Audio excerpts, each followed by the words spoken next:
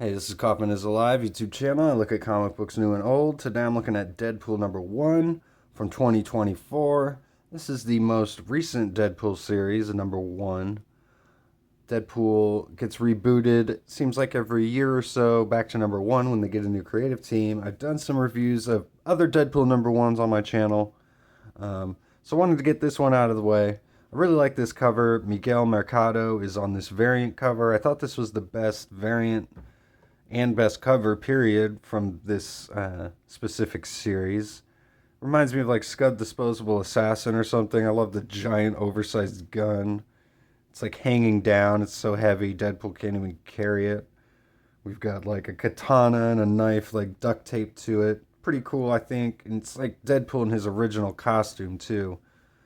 Before he got the little hoodie style going on that we get in here.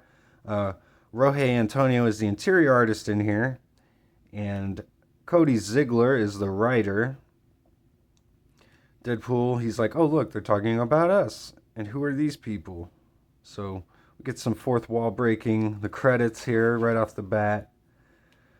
And we see that Deadpool's with this dog that he has. It's this symbiote dog that he's picked up from the previous Deadpool series.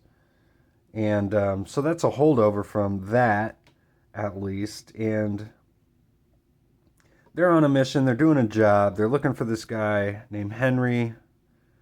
This whole comic book's story is basically about Deadpool finding family, trying to find a home where he fits in. He says the job is our home now. They're in Canada. So we get some like French jokes because all these guys speak French. Nothing too laugh out loud funny, though, I feel like. We get a nice double splash page here of Deadpool and his dog in action.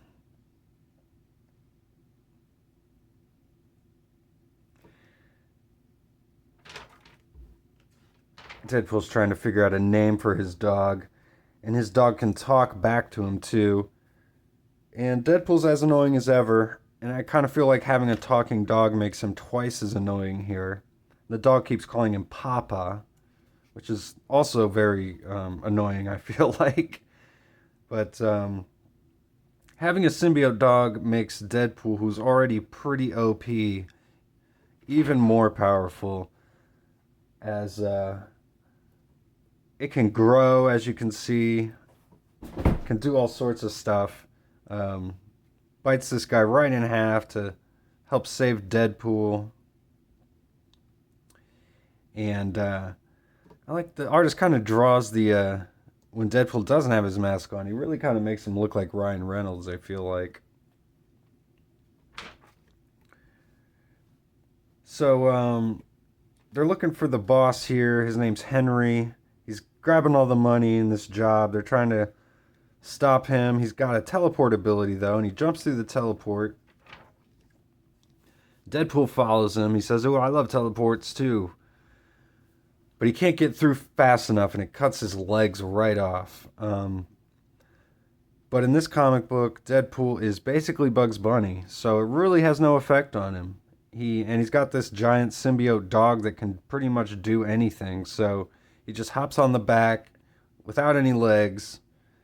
He's like Atreyu on the back of Falcor in the never-ending story here, trying to chase this guy. We get a double splash page of mostly the dog doing all the work here, chasing this motorcycle guy. He says, man, I'd really hate to be the artist that has to draw all this. Yeah. Me too. So,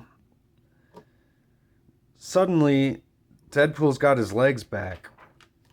Just a couple pages later, he had his legs ripped off, but here they are. They're back. I guess they grow back pretty fast. Not really a fan of Deadpool's ultra fast like healing ability, where he's got legs that grow back within a page or two. I'd like a little more consequence to some of the things that are going on in the comic. So anyway, kind of a cool looking character here. He's sucking the life out of the guy Deadpool was facing. And he tries to do the same thing to Deadpool. But of course, Deadpool can't die. And Deadpool puts the knife right through this guy's chest. And he realizes Deadpool can't die, which intrigues him greatly. Apparently, this guy can't die either because he takes a knife right through the chest and he just walks away. So Deadpool tries to throw some grenades at him. The guy just knocks them right back at Deadpool using the katana. Deadpool says, well, he seems nice. And he takes it as a win. And he just sits down on the front porch here. And the comic just completely kind of switches tones here. Now all of a sudden, after this whole battle, he's reminiscing about how he feels, missing his daughter, thinking about how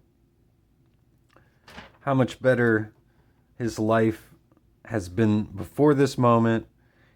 Suddenly gets a phone call from this random character named Agent Gao, who's asking for Deadpool to join her as she's putting together this team. And he says he was just on a team, which is from the previous Deadpool comic, where he was teaming up with this girl Valentine, who he had a crush on, but it turned out bad for him. At least he got the dog out of it.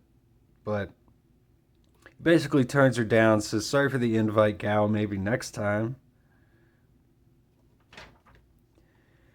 And Deadpool talks about how he likes family and he likes money, so they're going to put together their own new team now. And before we figure out who exactly he's talking about, we learn from more about the villain here, who visits his master, who's also intrigued by this revelation that Deadpool cannot be killed. He evades death's grip, as apparently that's the name of this character. And I believe this is his first appearance. He's kind of a cult leader looking guy, it looks like. So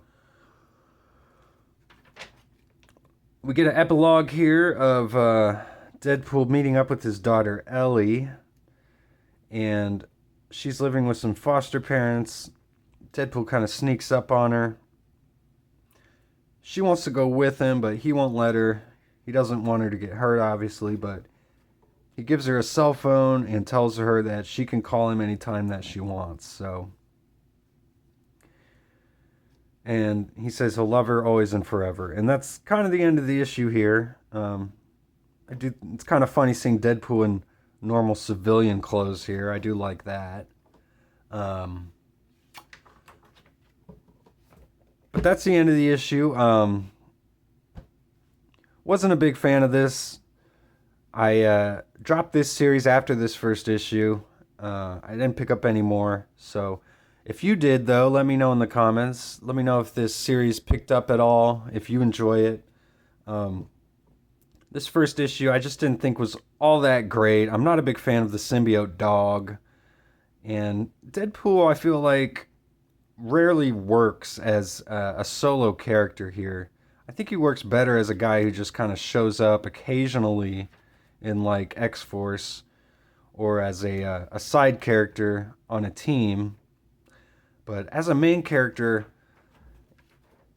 you know, he seems to either be written like Bugs Bunny, which he is here, or they might try to do a little more serious take on him, which is pretty rare these days. You just don't see that too much. So I would kind of prefer something like that. Like, we don't even really know like what Deadpool's life is like day to day. It just seems like he's out here doing these mercenary jobs, and